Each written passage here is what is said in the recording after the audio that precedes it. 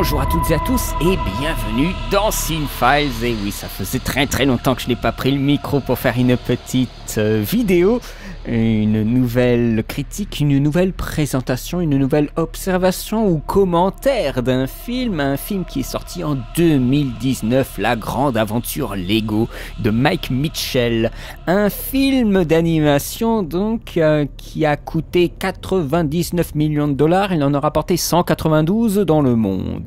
Il dure 1h47 et qu'est-ce qui se passe pendant 1h47 ? Eh bien, c'est la suite. Le film commence là où le premier s'arrête. Les duplos, les méga-blocs, je sais plus, les jouets de la petite sœur viennent envahir l'univers Lego et il en résulte un terrible affrontement qui sème le chaos dans le monde des Lego, qui se retranche derrière une espèce de statue de la liberté toute pétée et il se la joue Mad Max dès le début du film. Mais le seul qui n'a pas changé, c'est Emmett, encore celui-là. Et bien sûr, il va y avoir toute une série de chamboulements et de rencontres fantastiques qui vont amener nos héros, donc Emmett, Lucy, Batman, la petite, le chat un peu bizarre, tous ces personnages qu'on connaît du premier film, eh bien on va les retrouver et bien sûr ces personnages vont être embarqués dans une histoire, une aventure pas possible. Ce film n'a pas eu une très bonne réputation, mais je pense aussi que c'est lié à un problème de promotion. Il y a eu un problème de hype, un problème d'engouement de la part du public, de la part aussi de gens qui font généralement la couverture de films sur internet. À sa sortie, tout le monde s'en foutait. Moi-même, je ne voulais pas y aller. Mais au final, je suis allé le voir avec un abonné, Luc. Mon cher Luc Aubry, je te salue. J'espère que tu n'es pas trop déçu, que la critique n'arrive que maintenant.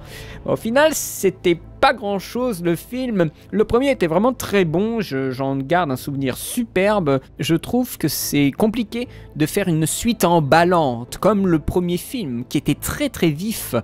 De base, la découverte de l'environnement fini, eh bien, dans le premier film, j'entends, eh bien, il faut pousser encore plus loin les concepts. On est dans un sens rassuré parce que Lord et Miller ont écrit le script, ou plutôt ils l'ont réécrit, et on a eu la venue de quelqu'un que j'aurais pas pensé, Matthew Fogel, qui est le scénariste de Big Mama de père en fils. Oh là là, ça sent les ennuis, au secours.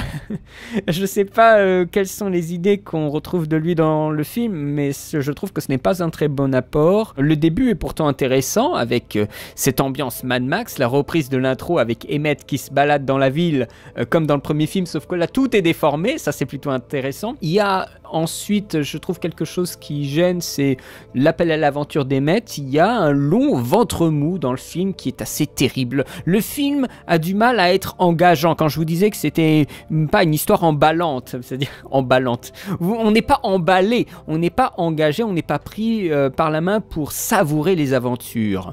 Il y a une perte d'énergie. Mais alors, qu'est-ce que c'est que cette énergie dont je vous parle là ? Eh bien, ce sont des twists, des revirements de situation qui sont plutôt évidents. Mais en ce qui me concerne, je suis content parce que je pense que je suis un bon spectateur. J'ai été crédule et je me suis laissé berner par des revirements de situation que pas mal de gens auront déjà repérés bientôt dans le film.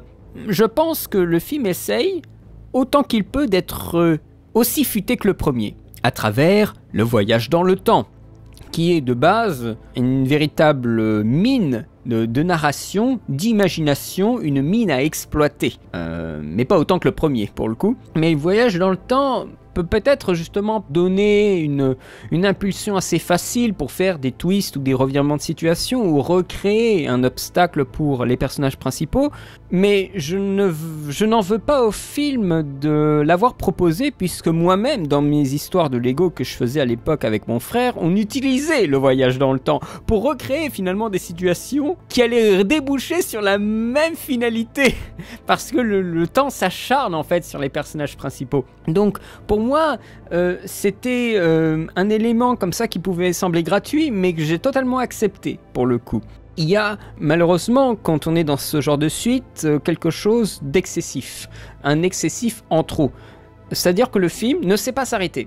Vous avez cette impression quand vous avez fait le gag 3 fois, eh bien la 4e fois, c'est le gag de trop. C'est le moment de trop où il fallait vraiment s'arrêter avant. Et dans ce film, il y a beaucoup de situations qui sont comme ça. Le gag est bien, et puis ils vont un tout petit peu trop loin, tout est cassé. La situation devient gênante, parce que le gag se montre.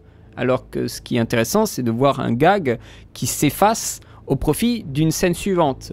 Et là, le gag se montre, et ça, c'est gênant.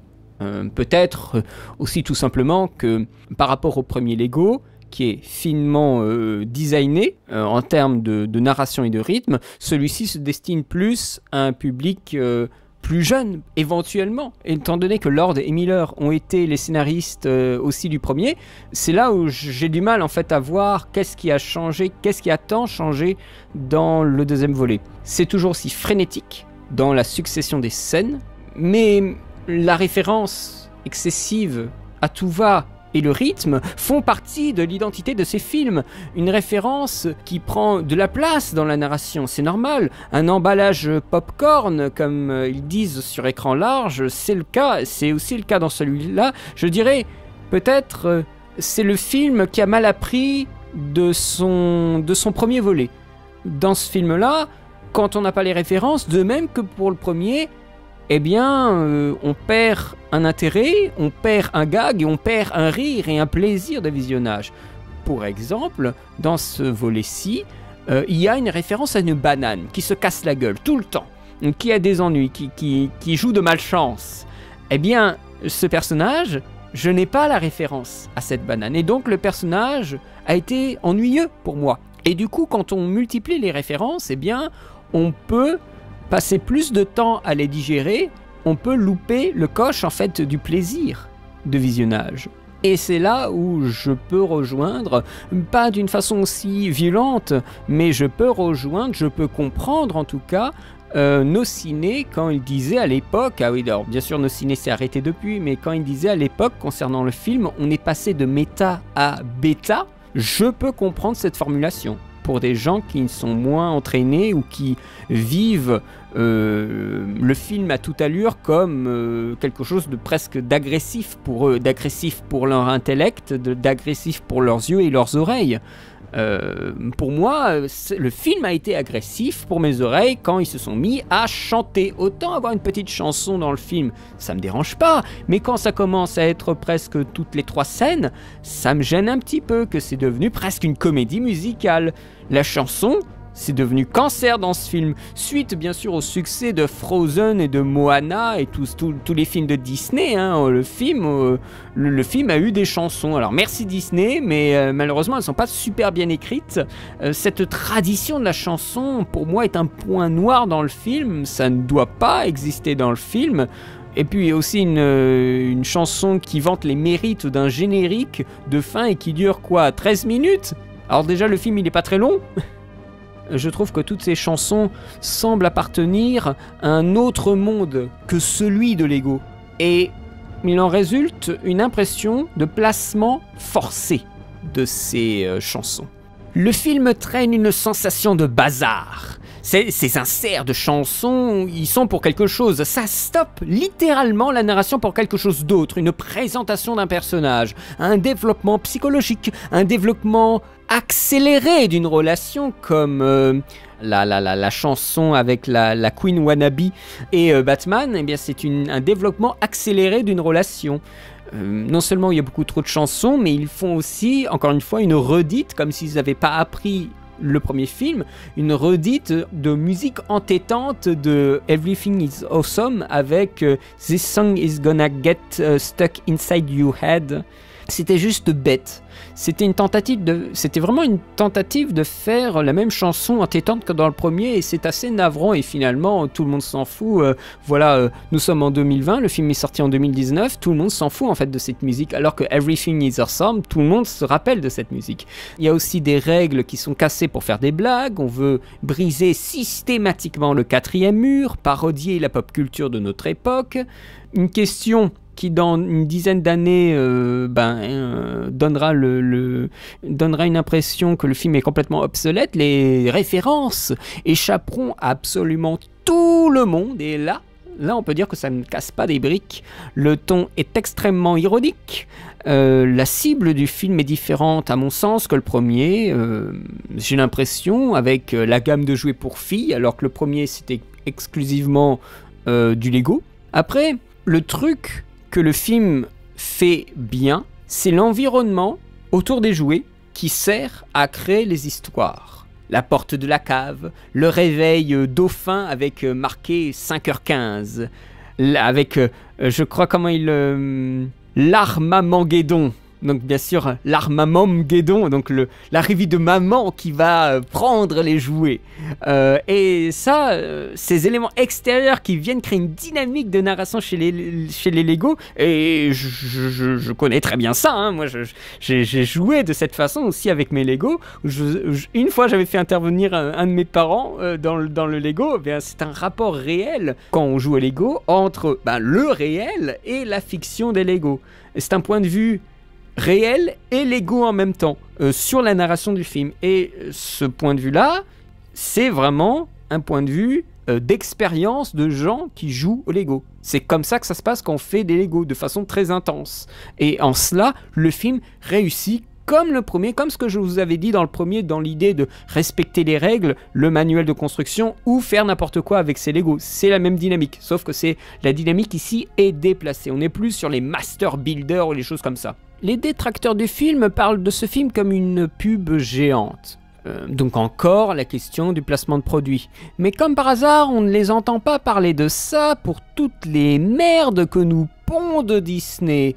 Alors là, tout d'un coup, il n'y a plus personne. Et puis la pub ne se destine pas à eux, mais aux enfants. Mais ce sont les adultes qui, eux, ont les sous, jusqu'à preuve du contraire. Après, c'est encore une fois une éducation des parents envers les enfants. Ce n'est pas au film de faire tout le boulot, parce que ce que reprochent les gens au film, c'est de créer des situations qui incitent, qui créent l'envie d'avoir, l'envie de dépenser dans la marque. Mais ce ne sont pas les enfants qui décident, jusqu'à preuve du contraire. Une pub, oui peut-être, mais il ne faut pas commencer à traiter le film comme un pestiféré, car il n'a fait que la moitié du chemin, l'autre moitié c'est le public qui doit la faire. L'utilisation d'autres marques et d'autres jouets dans le film, c'est presque dans l'ADN du jeu. Et du jeu, j'entends du jeu Lego, mais aussi dans l'ADN du film. Et moi-même, j'utilisais des peluches du Roi Lion ou des peluches de pingouins pour servir de décor pour mes aventures Lego. Donc c'est normal, quand on veut retranscrire des aventures Lego à l'écran, d'avoir des Lego qui représentent des univers différents, quitte à carrément convoquer d'autres jouets. C'est là où je trouve que jouer au Lego, c'est un jeu total, puisqu'on convoque aussi d'autres jouets pour avoir une interaction avec les Lego. Quand vous jouez les Lego à fond, vous utilisez tous vos jouets. Et c'est là où, encore une fois, je trouve que les mecs ont très bien retranscrit, en tant que joueur Lego qui a joué au Lego pendant plus de 10 ans, ils ont très bien retranscrit le côté total du jeu Lego, et même du jeu. Quand on ne joue pas qu'avec une seule chose, on joue avec tout ce qu'on a. Donc là, le Lego fait mouche pour le coup.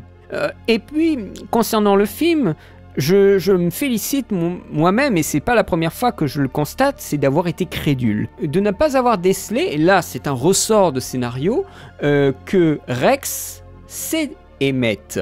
J'ai été choqué par le mépris de Stéphane Moïsakis sur Nos Ciné, qui disait que par rapport à cette révélation, tu n'as pas plus de 5 ans d'âge mental. Désolé de ne pas faire une fixation sur la voix de Chris Pratt, que je ne connais pas par cœur, donc pour moi ça m'avait pas titillé d'entendre la même voix, surtout que je l'avais vu en VO. Mais c'est aussi pour ces aspects-là que je n'aime pas Stéphane Moïsakis, c'est pour certaines fois son manque de recul total et son mépris, alors que c'est une personne qui parle et qui partage sa connaissance du cinéma pour vivre. Et c'est là où, quand on fait une critique, là je fais un petit aparté, il faut essayer de se projeter en fait dans un spectateur beaucoup plus lambda, ou alors témoigner justement de quelqu'un qui a de l'expérience en désamorçant les mécanismes qui font que pour lui ce serait une mauvaise approche, parce que juste dire parce que c'est la même voix, c'est plutôt compliqué. Moi-même je me suis laissé bercer en fait par les voix, en me disant il y a sûrement plusieurs fois des gens dans les dessins animés qui font plusieurs voix de personnages, qui ont des voix même des fois très ressemblants. mais c'est pas pour autant que c'était à chaque fois une représentation de la même personne. Donc là, je sais pas, mais encore une fois, quand on fait de la communication autour d'un film, et ça c'est très difficile de le faire très régulièrement, il faut pas commencer à être aussi méprisant comme Stéphane Moïsakis. Voilà. Quand on parle de Lego, alors en plus c'était un film qui n'était même pas destiné à quelqu'un d'aussi âgé que lui. Et alors après, est-ce qu'il a joué au Lego ? Je me pose la question.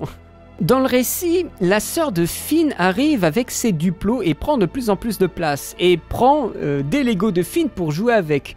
Il y a toujours ce lien entre le monde des jouets et le monde réel. Le monde de Lego correspond au monde réel puisqu'il y a des problèmes entre la sœur et le frère. Et du coup, il y a aussi des problèmes entre les Lego et les Duplos. Les Lego sont dans la cave et le monde des Duplos avec la reine Wannabe sont dans la chambre de la sœur. Donc il y a un voyage de vaisseaux spatiaux pour arriver jusqu'à la chambre de la sœur. Et le conflit entre le frère et la sœur autour des jouets, on connaît très bien ça. Moi, encore une fois, même chose avec moi, avec mon frère. Toute l'idée autour de jouer avec le réel et la situation fictive des Lego est très très bien retranscrite dans le film à travers un troisième acte que j'ai vraiment bien aimé pour le coup. Alors il faut attendre le troisième acte pour que ça reparte un petit peu, c'est dommage. Je vous parlais un peu plus tôt du ventre mou, c'est regrettable, mais c'est malheureusement à ce moment-là que j'ai un peu plus savouré le film dans ces situations parce que les personnages, c'est un petit peu plus compliqué, ils n'évoluent pas des masses. On a Lucy, Batman, Emmett bien entendu, Unikitty. Ce n'est plus le Lego avec les maîtres constructeurs. On joue plutôt sur les contrastes, vous voyez, entre les gens qui ont les pensées noires comme Lucy et Emmett qui est tout gentil, tout positif au début. On a Rex qui est le gros dur, qui recèle un être meurtri qu'on développe dans la troisième partie du film. Rex Danger, qui est bien sûr un aventurier de l'extrême, un dompteur de raptors, donc bien sûr référence parce que c'est Chris Pratt qui joue Owen dans Jurassic World, voilà, assez classique. Il y a un rapport entre les deux versions d'Emmett, un rapport entre deux façons de jouer Chris Pratt, aligné sur les goûts des publics, Gardiens de la Galaxie, Jurassic World, les 7 mercenaires. On a toujours un petit peu cette idée du Chris Pratt cool que nous retrouvons aussi dans ce film-là, alors qu'avant on a plutôt une pluralité de rôles avec Pratt qui joue dans Zero Dark Thirty ou Her, qui est déjà un rôle un peu plus travaillé, un peu plus dramatique. Après c'est que aussi moi je suis un adulte,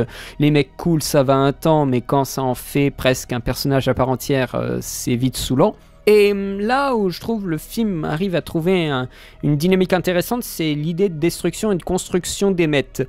Construire en habit de chantier et détruire son couple en même temps. Il y a cette dimension de construction et de construction-destruction qui cerne le film, qui cerne le personnage d'Emmett, qui est aussi, encore une fois, propre au Lego et qu'ils ont inséré à l'intérieur du personnage pour lui donner une dynamique de conflit. Conflit, vous savez, comme je le disais, interne, personnel, externe. Ici, ils sont tous bien remplis. Emmett et Rex fuient la pop culture aliénante pour essayer de se retrouver eux-mêmes. Les différents personnages subissent un lavage de cerveau à coups de musique pourrie. On dirait un peu notre réalité d'ailleurs au passage, pour se retrouver eux et se dire les quatre vérités et finalement devenir antagonistes. Et malheureusement ce n'est pas le Rex ténébreux et meurtri qui va l'emporter, c'est le Emmett tout joyeux, un peu à la cool de Chris Pratt qui l'emporte, parce que bien sûr nous sommes dans un film d'animation pour les petits. À cela, mon plus grand regret, le Batman. Alors il plisse toujours les yeux comme un professionnel, quand il est étonné il fait les gros yeux ronds, il a toujours cette lumière bleue, mais il est extrêmement bête, il est de plus en plus bête, ma parole. Alors les mecs en général sont bêtes dans le film, les femmes restent les mêmes, mais Batman n'oppose aucune résistance à la chanson. Il aura fallu une chanson pour le faire changer d'avis, c'est ridicule. Le concours du plus débile entre lui dans Lego et Buzz dans je sais plus quel Toy Story où il est crétin, mais c'est monumental, c'est vraiment la masculinité toxique et agressive. Vraiment, Batman et Rex sont absolument ridicules dans le film. C'est très décevant, alors que moi, j'ai quand même une opinion morale, on pourrait dire, mais une haute opinion de la morale de Batman et de ce qu'il est censé véhiculer comme valeur, comme discipline, comme autorité. Et le voir là, ridiculisé, ça me fait un peu de mal. Et j'ai du mal à l'accepter. Autant, il y a plus de femmes que d'hommes dans ce film. Ils ont été augmentés, il me semble, si je ne me trompe pas. Mais les personnages sont plus bêtes encore que dans le premier. Lucy aurait dû être la protagoniste du film, dans un sens où elle l'est, mais elle n'est pas le héros. J'entends par là dans l'apparition à l'écran, mais elle ne l'est certainement pas dans les conflits et les quêtes. Elle n'a pas du tout de quête personnelle, ne serait-ce que celle de se remettre avec Emmett. Dans le premier film, vous le voyez, ce qui distingue un héros d'un personnage secondaire. Il n'y a que dans le cas de scripts très bien rédigés qu'il y a des personnages secondaires très bien écrits, mais du coup, ça prend plus de place dans l'histoire. Et malheureusement, ce personnage n'a pas la place qu'elle mérite dans ce film-là. Et c'est dommage, parce que c'est, dans l'absolu, le seul personnage féminin intéressant, parce que la reine wannabe, elle est gonflante, elle veut se marier avec Batman et elle chante des chansons pour le persuader, c'est fou, mais c'est malaisant. Et ce n'est pas spécialement drôle. On a toujours nos petits caméos gratuits, caméos de Bruce Willis. Les petits qui n'ont pas vu le premier Die Hard, c'est un peu compliqué, mais voilà, c'est là où le film il a aussi le cul entre deux chaises. Quand on voit Bruce Willis dans les conduits d'aération, ça fait son petit effet. Mais quand on ne sait pas qui c'est, on se dit qu'est-ce que c'est que ce mec ? Voilà, des idées de dramatisation, dédramatisation, pour faire des blagues pour tout le monde, ça c'est très très classique. L'écriture, à ce niveau-là, au niveau des blagues, n'est pas créative, parce que les obstacles qu'ils rencontrent ne sont pas très intéressants à suivre, et les acteurs réels aussi ne sont pas super bien joués. À cela s'ajoute malheureusement Phil Lord et Miller qui ne sont plus réalisateurs, ils deviennent producteurs pour la suite. Et c'est le réalisateur de Shrek 4, Alvin et les Chipmunks 3, Bob l'éponge, le film et les trolls qui se collent à la tâche avec voilà, des designs plutôt faciles comme voilà, Mad Max en design avec la planète des singes, avec la statue de la liberté, ça c'est plutôt facile. L'animation qui est toujours très bien, mais il s'agit finalement de copier ce qui a été fait dans le premier film, le copier du stop motion, une exploration d'autres matériaux que Lego a par contre été utilisé, ça c'est plutôt bien. C'est un travail sur le rendu. Encore une fois, le CGI qui est autre que ces textures qu'on n'arrête pas de voir chez tous les Pixar, c'est plutôt agréable. C'est-à-dire que c'est pas une émulation de Pixar.